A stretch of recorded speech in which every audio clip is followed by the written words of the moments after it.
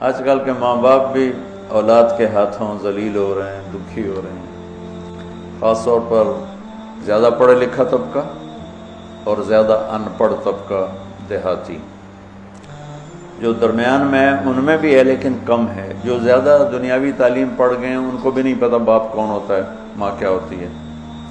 اور جو بالکل جاہل ہیں ان کو بھی نہیں پتہ ہوتا۔ تو ان دونوں جگہ میں تو بہت زیادہ ماں باپ دکھی ہیں، اور بیچ میں کچھ ہے، شکر ہے اللہ کا جو نعمت ہے اس کا، ابھی بھی بہت اولادیں ہیں جو ماں باپ کے فرما بردار ہیں۔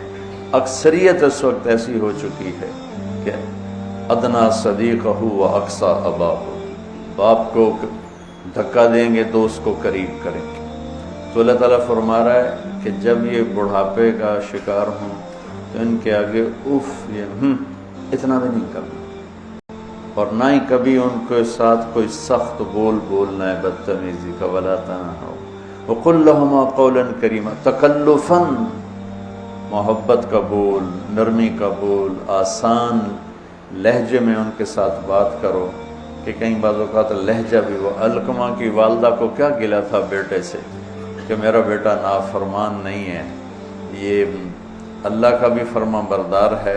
اور میرا بھی کوئی ایسا گستاخ نہیں ہے، بس جب بات کرتا ہے تو اتنے سخت لہجے میں کرتا ہے کہ میرا کلیجہ کٹ گیا ہے، اس لیے میں اس سے ناراض ہوں۔ لہجے کی کاٹ آدمی کو مار دیتی ہے۔ وَاخْفِضْ لَهُمَا جَنَاحَ الذُّلِّ مِنَ الرَّحْمَةِ وَقُلْ رَبِّ ارْحَمْهُمَا كَمَا رَبَّيَانِي صَغِيرًا۔ ذل، کمزوری، پستی، جناح پر، یہ عربی محاورہ ہے جناح الذل، اور میں پہلے بھی شاید کبھی آپ لوگوں نے مجھ سے سنا ہو، اس آیت کو میں کسی تفسیر سے نہیں سمجھا ہوں۔ اپنے ماں باپ کے آگے ذلت کے پر بچھا دے، ذلت کے یعنی اپنے کمزور پر بچھا دے۔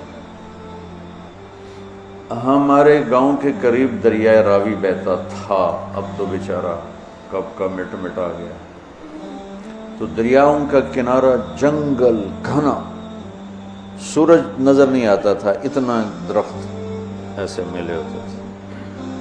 تو ہم بالکل اوائل عمر میں ہم وہاں شکار کھیلنے جاتے تھے، سارے کزن مل کر۔ تو وہ ہم 7-8 ہم کزن ہو جاتے اور باقی نوکر ہوتے، اور وہاں جنگل میں ایک گاؤں تھا بوپڑیاں، وہاں ایک چاچا سردارہ رہتا تھا، ہمارے تایا جان کا دوست تھا، اس کے 2 کچے کوٹھے ہم جا کے قبضے میں لے لیتے، ایک میں سامان راشن نوکر اور دوسرے میں ہم کزنز بھائی وغیرہ ہم اس میں ہوتے تھے۔ تو ہم صبح نکلتے شکار کے لیے اور عصر کے بعد واپس آتے، تو 50-60 تیتر روزانہ ہی ہم مارتے تھے، بے شمار تیتر ہوتا تھا۔ پھر اس کو کسی کو بھون کر کسی کو پکا کر وہ ایک شغل ہو جاتا تھا، بھی تیتر پکتے پہنتے، تیتر بھوندے پہنتے۔ وہ جو چاچا سر جنگل میں چلتے چلتے فجوہ کھلی جگہ آ جاتی تھی، بالکل پلین، کچھ بھی نہیں وہاں، جیسے مطلب یہ ہال ہے نا، اتنی جگہ بالکل کھلی، اور دائیں بائیں اسی طرح گھنا جنگل۔ تو وہ جگہ ہوتی تھی شکار کی۔ چاچا سردارہ جو تھا مرحوم، وہ تیتری کی آواز نکال لیتا تھا، تو مادہ تے مذکر تھا، مردہ ہی مردہ، مادہ تے نر نے تو جانا ہی جانا۔ تو وہ چاچا وہ جھاڑیاں لے کر نا، جھاڑیوں کے وہ ٹہنیاں کاٹ کے کافی ساری،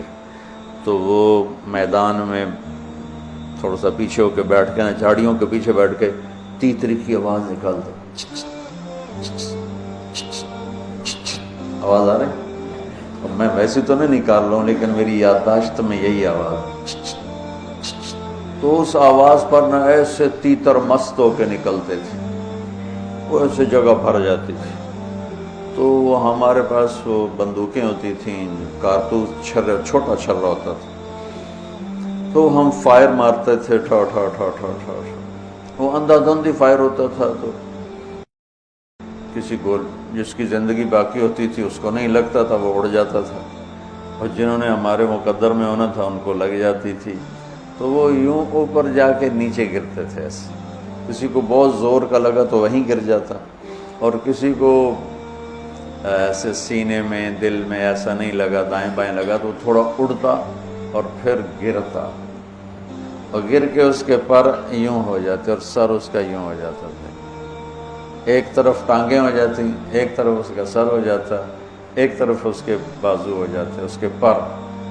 میں اس آیت کو اس منظر سے سمجھا ہوں، جناح الذل من الرحمہ۔ اب کسی تفسیر کی بات نہیں بتا رہا ہوں کہ اللہ تعالیٰ کہہ رہا ہے جیسے پرندہ زخمی ذبح ہونے کے لیے اپنے آپ کو پیش کرتا ہے، ماں باپ کے آگے اپنے آپ کو پیش کرتا ہے، من الرحمہ، محبت کی وجہ سے، رحمت کی وجہ سے، مجبوری کی وجہ سے، تو وہ بھی زبان حال سے کہہ رہا ہوتا ہے بھی ہن جو مرضی کا میں کو کے کھا تو میں ایویں کھا، ہن تو میں تیرے حوالے ہاں کہ میرے پروں میں جان نہیں ہے،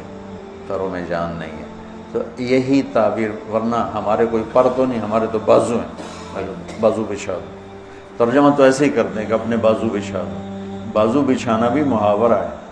مطلب ہے کہ ان کے سامنے پوری طرح جھک جاؤ، اور پھر ان کو وقر رب ارحمہما کما ربیانی صغیرا، یا اللہ انہوں نے جیسے مجھے پالا بچپن میں تو ان پر رحم فرما۔ ابو ہریرہ رضی اللہ عنہ روزانہ صبح جب گھر سے نکلتے تو اپنی ماں کو کہتے السلام علیک یا اماں رحمک اللہ کما ربیتنی صغیرا،